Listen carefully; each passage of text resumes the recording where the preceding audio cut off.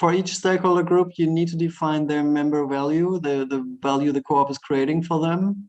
And I believe like it's great to involve people in value creation and enabling them to contribute, to make a difference.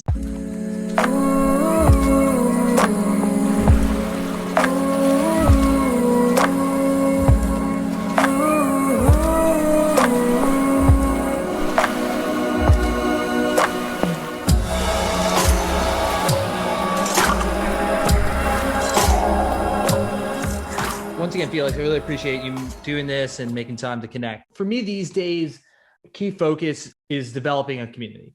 We have some things we need to iron out strategically, like how to plan to go forward. Yeah. But what I see, if we can't build a community, it'll be hard to grow it. It'll take some time to do that, to grow a following and to get people to come out to whatever we do. To, acquiring users online or acquiring customers online has become very costly and challenging.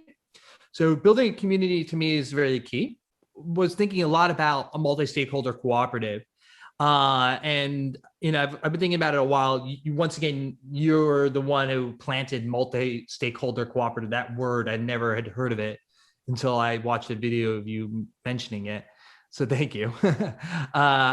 And first off, before I dive into it a little bit more, I'm just curious, what was your journey to, understanding a multi-stakeholder cooperative and like trying to build it? I'd just like to understand that journey that you went on. Well, my specific journey was slightly different in the sense that I started off also by myself in the beginning, mostly with a vision of creating a marketplace with a focus of involving users as customers and designing this kind of corruption resilient model so that users could make sure that the company actually follows the values it states and publishes.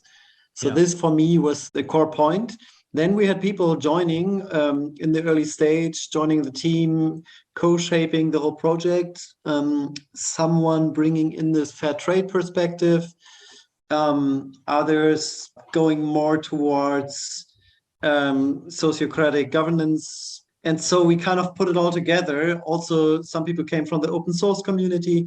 So it became more and more a community-shaped project on the way. The idea of being accountable to users and anyone who is actually, if you want, a stakeholder or someone affected by the company, by the business, this was for me the original motivation and what we tried to realize with our specific statute. Then it also became kind of an amplifier of our activities in the sense that we could involve people more authentically, taking them into ownership. And this was really, I think, a key feature for the successful start of Fairmondo, of our successful crowdfunding, of various steps that we took where people have just been very supportive, giving a lot of feedback, a lot of co-design input. And I think this is a good way of going. So to create channels how people can co-design and co-create the whole project, because the people always come with their own ideas and perspectives. And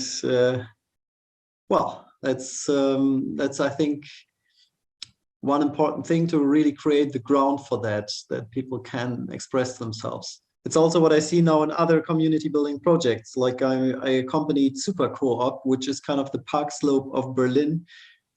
They copied their model and changed it a little bit, but basically built up such a co-op, and it's running now. They have a good member base, and they're developing their processes. And they spend a lot of time actually community building, doing all this. They're a multi-stakeholder co-op? They are member, like a consumer co-op, like consumer member co-op, but more and more they become, yes, employees are also members. Mm-hmm. And since they have this Park Slope model in the sense of customers are also contributing work hours. Mm-hmm. So They have this double role even in their members. And they also opened up to business customers. So basically partners or other even shops from the area can become a member. Yeah, but I think like the multi-stakeholder component, if you really do it by design, it has also the challenge of seeing the different perspectives of the different stakeholders.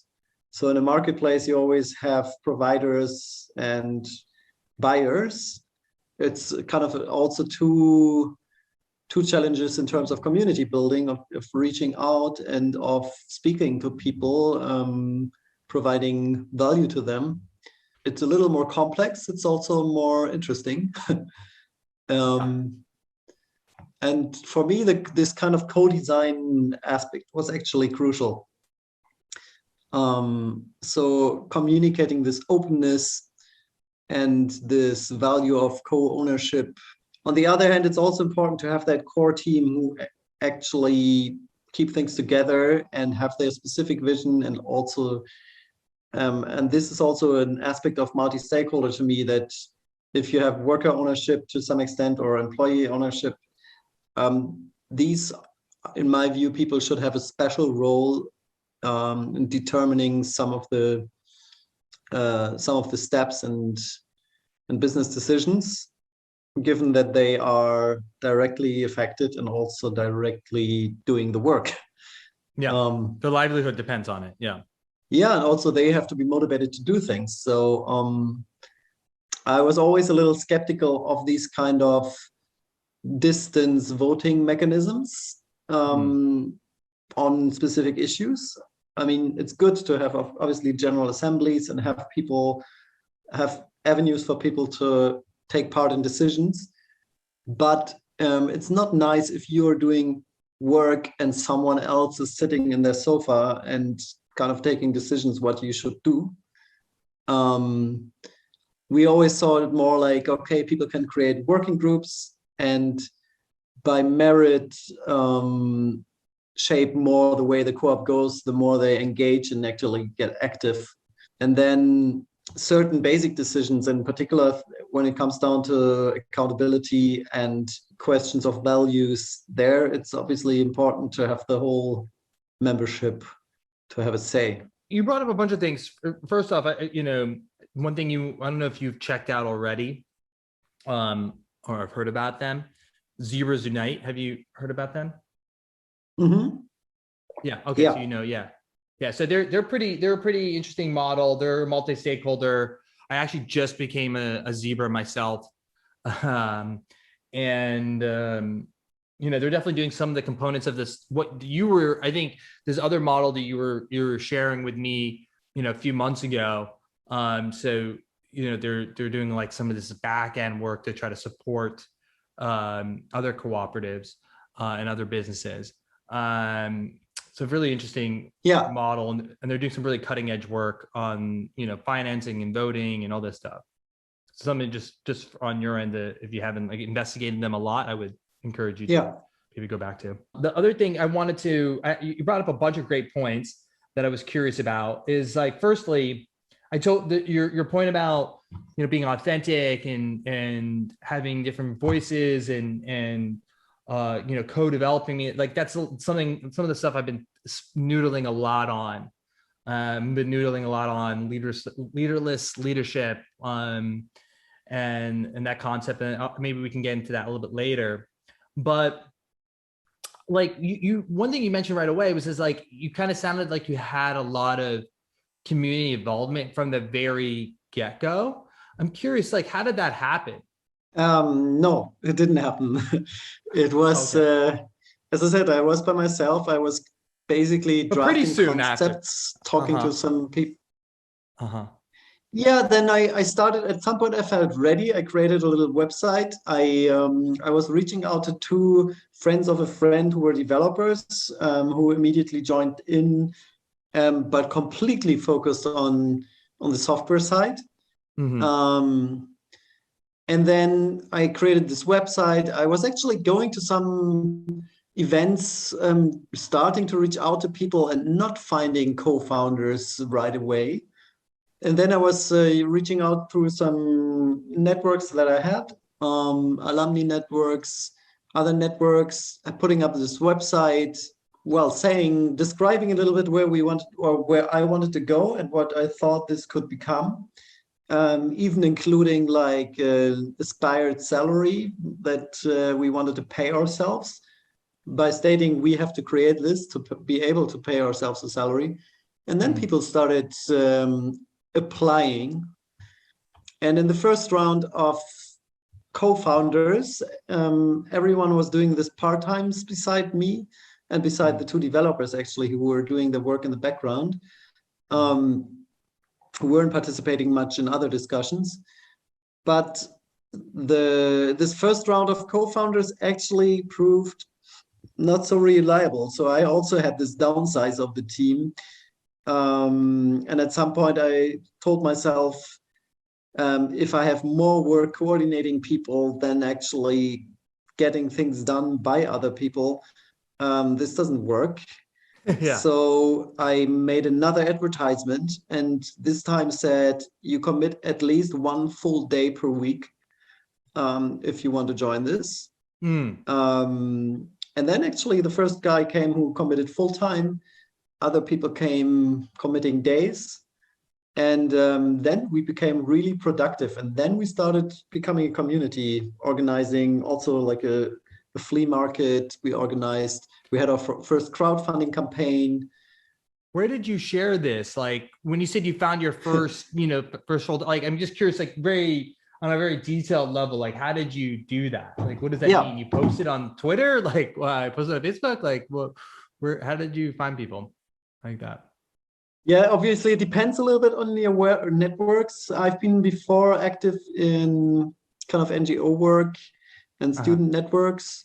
So at the time I was posting it through some student alumni networks. I was posting it through some kind of newsletter lists of people who were interested in responsible consumption and things like this. It was a different time, obviously. It was a good 10 years ago. Yeah. So actually, social media also were a little different. Facebook's algorithms weren't as mean. Yeah. Facebook was actually quite a good way of spreading stuff because if someone shared it, it was just spread. There was no algorithm trying to curtail to make you pay for things. Yes. So this was a different time in that respect, but still, I believe that today it's the same. It's using existing networks and people sharing stuff, depending obviously who you're looking for. I saw like Supercoop, for example. Also, I was a little bit involved in their crowdfunding, and they wanted to be very local because they were putting up their supermarket in one suburb of Berlin that is actually not so gentrified, not so many organic or supermarkets or shops were there. And they were hanging up posters. They were going in the streets, talking to people. They were trying to do things online, but also quite a lot of offline stuff, and managed to do this very local crowdfunding. So when you started, sharing stuff, and you got this initial team, then the word started spreading a little bit more quickly, and people started really getting very interested. Yeah, I mean, then at this point, I think what you need to do, and this is also for me a key to community building, it's always having projects, small, achievable projects, like doing your event. That's a great thing. Something where people can, get involved, get something to do where they feel they use their skills and then get a result. This is really motivating, rewarding. And this, I think, was key. Like we organized this flea market, which was a festival at the same time. Pretty cool event. We had even some press writing about it. Yeah, we participated in this competition for crowdfunding campaigns. Won that competition in terms of community activity, by just being really active, producing a lot of content, sharing a lot of things like our daily challenges. That for me, it's also like crowdfunding is a wonderful tool. And the key to it is, in my view, share your worries and your small hopes and disappointments, but also obviously successes, and really be open there. Got it. Normal kind of social media thing, but for me, this was really how we did it.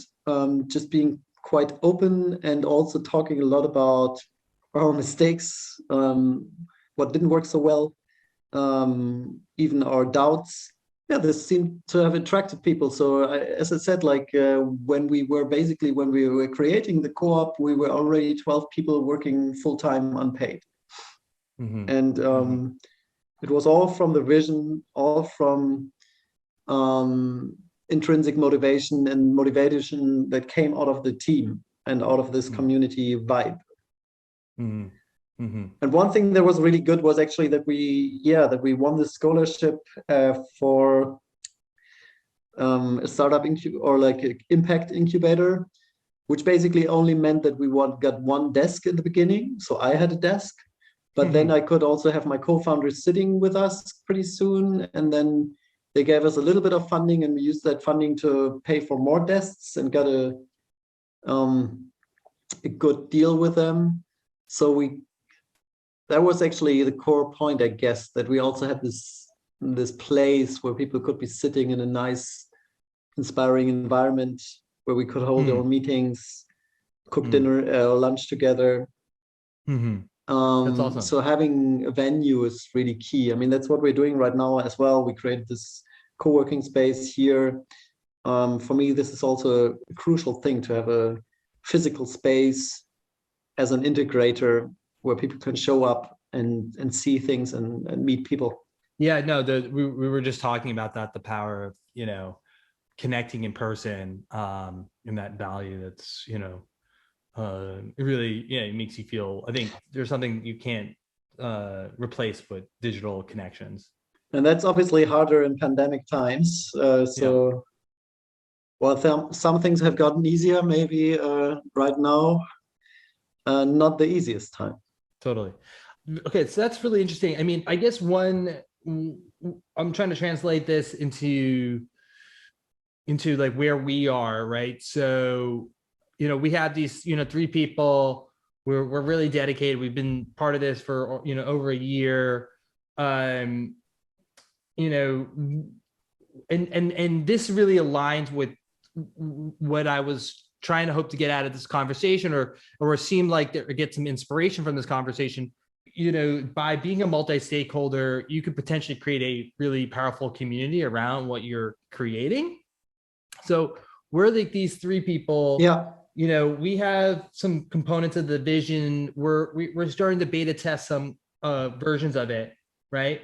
And I see if like I do another event, or if I'm going to post something on Instagram or whatever it is, like trying to amass a community around what we're creating would be a powerful way to make sure that our next beta test, there's a bunch of people excited and ready to come out and check out what we're doing, support the other vendors, support us, follow us on social media, follow us on, email. What would your recommendation be? What's like the next step? Is it to say, hey, Vivek, post something on Facebook or write a blog post about this, or, like a share a YouTube video, or like post on Zebras Unite, like what you're doing, and, people will come? Or is it like, hey, Vivek, actually, why don't you get some more of your fundamentals down, so that people know what you're joining and what you're looking for? Like, what is your, like, now that you went through that, and I know you went through some pain in that development process, like you had some, you had more people at times that maybe was making it like causing trouble and causing, or not causing trouble is not the right word, but it was, hard to coordinate and get people, focused perhaps at times. What would your recommendation be, for me to do, or for us to do next if we want to try to develop a community? Yeah, I think, I mean, yes, it can be a challenge of, well, like that what's happened at Fairmondo at some point, that we had kind of, since we were multi-stakeholder, we had too many stakeholders who were a bit at a distance and who were critical of some things, and then just took energy to be managed. And you always get these individuals who get really Ideologically, like, well, who they're have a like, lot of time. Yeah, so those individuals, you have to find ways, really, in my view, to kind of harness them or engage them, get them productive, or find ways of not stealing your time or other people's productive time. Yeah, so the core for me is defining roles for people. Like, if you do advertisements, really define the roles clearly. We're looking for this person who could do this, and define the specific tasks and events or roles or activities that people could do. So rather than saying like, yeah, we have this project, who wants to join, more like saying, well, we need to get this done, who could help us with this, and then have more of this kind of options regularly. What seemed to have really well worked were these regular weekly meetups for Super Co-op. We didn't do that with Fairmondo, but they did it, and they did it throughout a long period, and they really built a solid membership through that. Having like this new, like for new, like once a week, newcomers could just come and get some information, just for 1.5 hours or something. And that's obviously work, but if you want to build community, I think it's quite effective. Because soon they outsourced this to one of the people who came and then wanted to organize these regular meetups. Yeah, so define this type of tasks, find people to do them. What I think also is really important are these kind of common meetings, but you already had them, of sharing strategic challenges. Having like a weekly team meeting is very important, I think. And then really clearly define what we're expecting and see who responds to it, are you saying? Yeah. So also share a lot of the challenges. I think that's a key point, like share the vision and the challenges. And then a lot comes out of around this. And if you look at the stakeholders, I mean, that's what we realize right now also with our Berlin Here project, where we work with local shopkeepers, and we have to do like very specific activities for them. They just have different perspectives and time available and so on. So also consider obviously the needs of your stakeholders, and consider maybe having different specific dedicated channels of communication and options of participation. Got it. And just to be clear, like when you say different stakeholders, like in this scenario, it sounds like if I'm asking for specific roles or help, it's like this person would be like kind of like a supporter, almost like a worker member. You know, I don't know how I create sort of this consumer side of it. You create the consumer side of the multi-stakeholder, or even like a vendor side or something like that. Yeah, I mean, for each stakeholder group, you need to define their member value, the value the co-op is creating for them. And I believe like it's great to involve people in value creation and enabling them to contribute, to make a difference. So, for example, customer members could help defining the product range and identifying interesting providers. They could, like, we had people defining our standards, screening all the different labels and making a selection which of these labels we actually adapt. So all these specific tasks where people can dive into something and really contribute and shape the whole thing. I think this is key. Participation, a feeling of ownership, feeling of having co-created something. That's awesome. Yeah, that's good. I know with Zebras Unite, I think to a certain degree, the way they did it is they put these blog posts out that drove a lot of interest, and then they organized their first conference pretty quickly after, I think, their second blog post that kind of blew up. And I think that conference was for anybody that sort of the story resonated with, that they connected with, and so they had all these different stakeholders show up for that, right? And then you talk about sort of the same thing is uniting these different stakeholders, and getting them to help define and put the pieces together of this vision. I guess just logistically, I'm just trying to. I guess having a hard time imagining how to do that. Is it a big event? Do I do that? Maybe it's like you suggest. It sounds like you're more suggesting like specific tasks. I kind of want that momentum. That's what the power in theory to me. Like for me, it feels very theoretical. Like I can't exactly put the pieces together mentally. But in theory, like that's what I'm trying to do is like, okay, I want all these stakeholders. I want consumers to be excited and to believe in the product selection and what we're trying to create, the ethos of it. I want to create a workplace for workers that they feel like they're growing and developing as a human being, and they're doing something that's really meaningful for them in terms of their environmental impact. I want to get vendors involved and all these different people's involved, but that coordination, and do I do it one piece at a time, or, like that to me seems very unclear. Yeah, I mean, I think your role is more putting the vision out there and spreading also your needs and also your even fears, but in particular the vision and how you will transform what you want to transform. I mean, that's probably what Zebra. I haven't followed their story in detail, but I've read one of the early posts, and I felt like, yeah, they have a great approach. They combine a lot of good things, and they had this vision, and they spread it, and they transmitted that feeling of, yeah, this is possible, which attracted a lot of people. And then trust people to actually self-organize. Many people who join, if specific tasks are around, they are able to organize around them.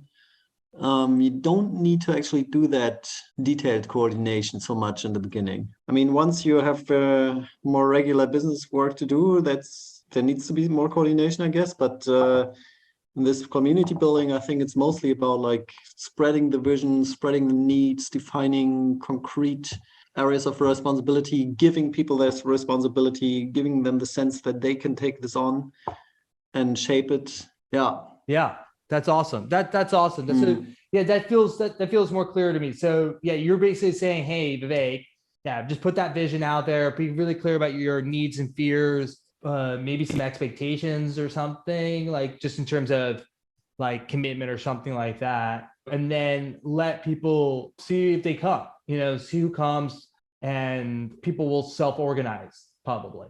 Did I get that right? Yeah. And then one thing is like really also, so obviously there will be also disappointments or people not showing up, or it's not an automatic process. Yeah. But I think if you keep doing things, if you show that resistance and that the dedication, that's really motivating to people. And you have that spirit. I mean, I already feel it. So got it. Yeah. Okay, cool. Yeah, I think that I think that makes sense. I was thinking about that too as I was reading their Zebras Unite's like blog post. I was like, why don't we write something like this? Like we have a very, in some ways very similar story, and we want to put our flag down also and tell the world this is something, and let's see who comes, and I've been thinking so much about, self-organizing and so much about leaderless leadership. When I look at these, especially these days, all these different movements that are going on, whether it's, Black Lives Matters, and whether it's, different efforts in regards to workers' rights and things like that. Like there's no Gandhi or Nelson Mandela or whatever. These things are being led by just people showing up every day. because they're motivated by the cause. And that's amazing. That to me is powerful. And I'd like us to do something, similar, where we're sort of putting out that vision, people self-organize. We try to steer people in a direction as they need help or assistance, but like not put all this work on us, because that'll never be as fast as I think a group of people that's motivated and has the freedom to sort of make decisions to a certain degree. But how to do that, that's the tricky. Yeah, so on this leadership question, I remember we were also talking about this at our first discussion. And as I said, then for me, leadership is quite a challenging, delicate topic in this realm, because it's actually quite important still, I believe. There are leadership roles, and they are crucial. And I think even in these movements, you can always identify maybe not one central leader. It's not so much about central hierarchical commander type of leaders, but there are a lot of inspirational people, and it can be a very small scale, but people who take this who do the next step, and then other people see, okay, wow, this person does the next step. So this kind of inspirational leadership is still very important, and also quite hard, because oftentimes it's also about keeping up the motivation when it's not so easy, and also really sticking to the vision and believing in the vision and this type of things. Don't underestimate it, and I think also don't undervalue it. Like it's a strong, important value. You're taking that role by pushing things, and that's great, and that's how the project evolves. And I just can say from my side, I kind of neglected my leadership role too much, reduced myself too much, and that was sometimes not healthy. It's not about letting your ego play, and just it's not so much about celebrating yourself as the big leader or something. It's more about acknowledging that this role is important and challenging and quite straining. Always to have the motivation, always to be the one who's not giving up. And if everyone is kind of critical and disillusioned, to say well, guys, we can do this. And it's an important role in my view. No, you're totally right. I mean, I've listened to a lot of conversations about leadership within cooperatives, and everyone always, says that leadership is still required in a cooperative, right? And you're totally right. Even all these movements have, leaders, maybe not central, but they still have their own mini leaders. And an example that I actually draw a lot of inspiration from, maybe surprisingly, maybe not, is an event like Burning Man, right? So Burning Man obviously is this event that's put together by an organization, but really the organization doesn't do all that much. What makes that a festival amazing is participation by all these different people. They put some ground pieces together so that people can assemble and they can do what they do best in whatever area that is, but they don't manage the experience from A to Z, right? They put the basic infrastructure, they put together the basic principles that we're working towards, and then everyone else sort of takes over and does their part. And I think that's what I kind of want to work towards. It's like, hey, this is the moonshot we're working towards, guys. And these are sort of the ground rules or values that we really need to, that is important for us to abide by, or maybe even, to some degree we figure out that together. But okay. And then what you're saying is like, hey, put together, hey, this is some of the things we see that we need, like we can do some help with, who wants to get involved. Like that's, to me, is what you're saying, and I'm trying to work towards. I want to make that happen. I do remember that conversation, you saying that. I haven't ignored that. I definitely know that's the case. Like in any situation, if there's vacancy, someone will step up. It's more about like how to bring all these different stakeholders together in a way that's smart, that's efficient, or relatively efficient. Doesn't have to be, German efficient. I'm just kidding. But relatively efficient, so that people can organize and know what they're getting involved in. Yeah. No, I know what you mean. And efficiency is very important also to not frustrate people. Yeah, Um, exactly. so, and there again, I think there is definitely a need for leadership in the sense of someone needs to coordinate a little bit, push a little here, push a little there, and in particular, keep that flag up and say, like, guys, let's do this transformation here. But I still think this is important, the vision slash leadership kind of role. I was wondering if Burning Man, I mean, it's an interesting example. The one thing I was wondering is since it's so much about, well, basically fun and rewarding activities where also everyone participates in the fascinating results, which is a little different if you set up a cooperative where it's a lot about also just getting work done, Yeah. and it's not as as entertaining maybe. Although you can create probably a lot of cool community vibes and so on Yeah. that make it really fun. Yeah, I think like it's an interesting balance, but I just want to say like don't underestimate your role there of taking leadership, saying, hey, I want to do it this way, and also like they always call this, like this space creation, enabling people to understand that there's a space where they can contribute and shape something. Yeah, this kind of encouragement and how would you say that, that aspect of creating the ground. Yeah, in any case, I mean, I think that's pretty, it sounds all pretty During the convincing to foundation me of it. actually. Yeah, foundation, but also holding the space, making sure people can actually, like, a lot of people have their own constraints, their own doubts, and Yes. helping people to kind of overcome the doubts. This is all leadership in my view, and it's a very Yeah. nice one. It's more like a coaching or even friendship type of leadership, ideally mutual. Also, asking people for help is great. I think it's also a great form of leadership. Yeah.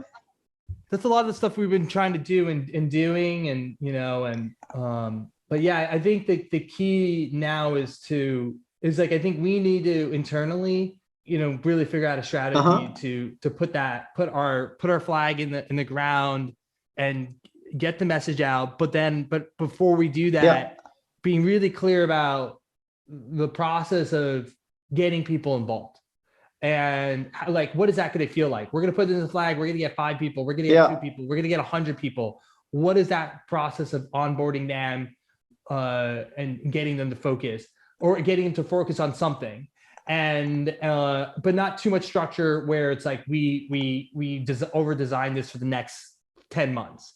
It's like, it's enough design so that people can onboard, they can get involved, they can be part of this, but it's not too overly designed where we're creating an org structure before we know if anyone's even interested.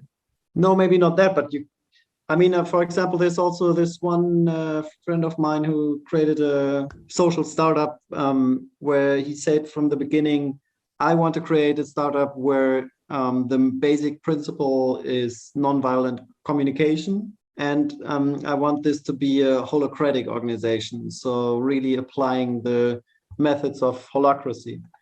And this also attracted a lot of people. There was like a clear picture. Okay, this organization is going to run by these principles, Mm. and we want to try this out. And then it's an experiment, anyways, and there's lots of space to shape. But having some of these things clear can also be pretty helpful and attractive. Yeah. Yeah, no, totally. I think, yeah, we definitely we needed to find certain things, because I don't want the team, that including myself, to be overrun by, and then we lose all of our motivation, right? Because a bunch of people join just because of some value, and we didn't create some degree of some framework for the process of joining in and participating. So I guess a couple additional questions. Like, first off, if you were me, like, what would you say is like the next step? Yeah, that's the first question. I would say, like, what would you say do tomorrow, Vivek, or start planning out in the next couple of days with your team? I mean, that's hard to say for me. I mean, I don't really know your specific challenges right now. Or maybe I didn't get that question right. I guess like what you do know, like if I was going to take of what you know about the project and where we're trying to go, you see the community is important to us. Multi-stakeholder is important for being authentic, for creating checks and balances. It's not saying we'll definitely do that. I'm just saying, what are some ideas? Like you went through this process. So I'm just saying like you've probably seen a lot of stuff since then that gives you inspiration. You would say like, I'm just looking for like maybe 1 or 2 tips of like, hey, why don't you try this or this or think about that? Okay, if I had 3 things, I would say, first of all, as I said, like define these tasks, roles, very specific tasks, and make some of them quite creative in terms of, okay, we did this event. Is there someone who also wants to do such type of event? And then the second would be to really look at your channels. Like I would definitely tap into Zebras and other communities that are there and just share your challenges there and your vision. Oftentimes they're very open. And thirdly, I would probably announce some regular meetup and keep it going, like weekly or whatever, open session where you do an intro and people can contribute. I think that's 3 tools that can be pretty effective. Yeah, that's awesome. That's really great. Yeah, that's exactly what I was looking for. Precisely. You nailed it. And then, okay. And then another, for a follow-up question is, I know you guys had some challenges, obviously in this process. We talked about this a few times. What's like 1 or 2 takeaways you would recommend? I know one of them is definitely about knowing that being a leader is important. I'm assuming that's probably one of the things that come to mind. Is there other things that, you say, hey, Vivek, we did this, tried to avoid that?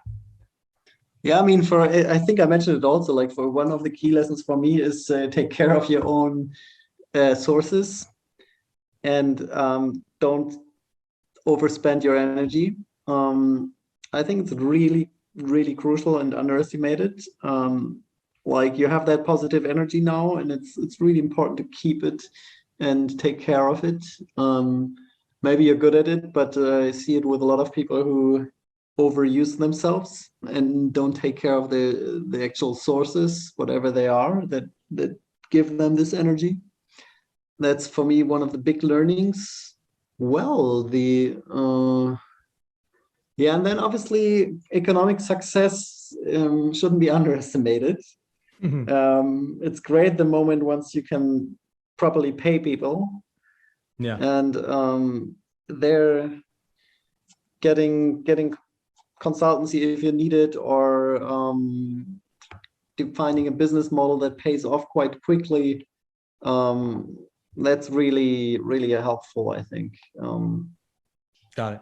Okay, cool. Yeah, this is great. And this one's probably an easier question. This last major question is like, any good materials or tools on the subject that you would recommend? Like, hey, read this book, Vivek, or read this blog post, or watch this video. Like any tools or tips that you think would be helpful? I've just been rereading Reinventing Organizations from Frederic Laloux, which I still think is one of it's full of great tools. And another thing that we're looking into now is the whole sphere of cryptos and DAOs. Not sure if that's your thing, but we're looking right now how we can. Well, it's happening with the whole platform co-op movement, and we here with our team in Berlin in particular, we're basically conceiving a set of tokens right now. So this could also be a world to connect to if you want. Yeah, I mean, they've been developing quite a lot of tools. Yeah. And I mean, it's just another interesting kind of movement. But since they're developing a lot of technical tools, some of them might be useful. I'm not such a big, such a big believer in tech tools as the drivers. For me, they're tools, but what you do around them is more important. So I don't have like my core recommendation there. I mean, I used to be very, interested in following along in the whole crypto space, maybe 6-7 years ago. But these days, not as much so. And when it comes to cooperatives, like I personally, I just haven't heard a thesis. Not to mention, not that I've been investigating it a lot, but I haven't really heard a explanation where, like, for cooperatives, this is so important, because I mean, cooperatives have been creating and building for centuries in really efficient and positive ways. Like, I don't know how this would make it better. And these things are already as complex as it is. I don't know if I need to go down the rabbit hole of trying to understand this component as well. So I've been hesitant on that front. But the book, I think you mentioned this in the past, and I didn't get it in the past, but I'm particularly now that maybe now that I'm like in the weeds of building a co-op more. It's like, I see all these different challenges that are like could be more applicable now in my life. So I'm going to grab this book. That's I think that covers it for me, Felix, unless you have any other thoughts or input you would like to share. No, I think it's been a lot, and I think we can continue the conversation. I'd be really interested in hearing more how things go for you. And as I said, like, I'll be in better internet connections.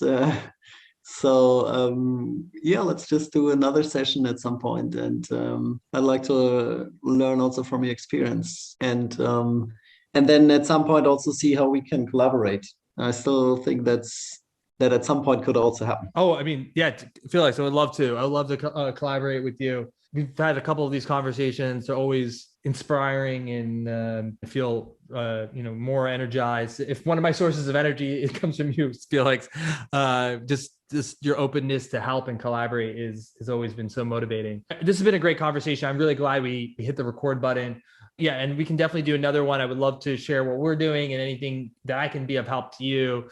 Certainly be happy to do that. But before we pop off, assuming people get a chance to listen to this, what's sort of the best ways for them to follow along what you're doing, and maybe get in contact if you're open to that, but maybe just follow along in what you're doing? That's an interesting. I'm just about to restart my Twitter. I haven't used Twitter the last years, and I have kind of abstained from most social media. Same with Instagram. What about, is there a website? What about you? Yeah, I mean, project you're working on. Where should they check out what you're working on currently? They can check out my website, which is in German. So it's a bit of a mess right now in this sense. But I'm on the way of communicating more, and I'll just share stuff with you, and you could share it on. I think that's the best way, because right now it's just not there. You can share, of course, my website, fdo-solutions.de, but then people would have to translate for themselves. And on the other projects, it's just not yet out. It's gonna be out in January, so it's gonna happen. You won't have a web address? But there's loads of information on platform.coop and so on. So will there be is there a web address that, because maybe someone will listen to this after January and they'll know where to go. What would be that web address? There's platform.coop, which has loads of resources, not specifically from me, but loads. And there's Fairmondo.com, and I might actually use Fairmondo.com to spread out some of the stuff that's gonna happen. Okay, cool, perfect. So yeah, great. I really appreciate once again, Felix, being able to connect with you. Always a pleasure. Very insightful. Lots for me to think about and chew on. I'm going to share with the team. I actually regret not inviting my teammates to this call. I've done that in the past, and I kind of assumed that maybe it was just catching up in some ways with you, but it was more casual. But I should have invited them. They probably would have had questions and been curious. Yeah, it was good today. I mean, I'm in quarantine. Let's do it next time. We'll find another. It would be great to have actually a conversation with more people. Yeah. But yeah, I enjoyed this. Cool. Likewise. Well, I'll be in touch. You have a great week and feel better. And thanks again. Hey, cool. Have a nice, You're breaking up a little nice bit. day then. Yeah, you too. Take care, man.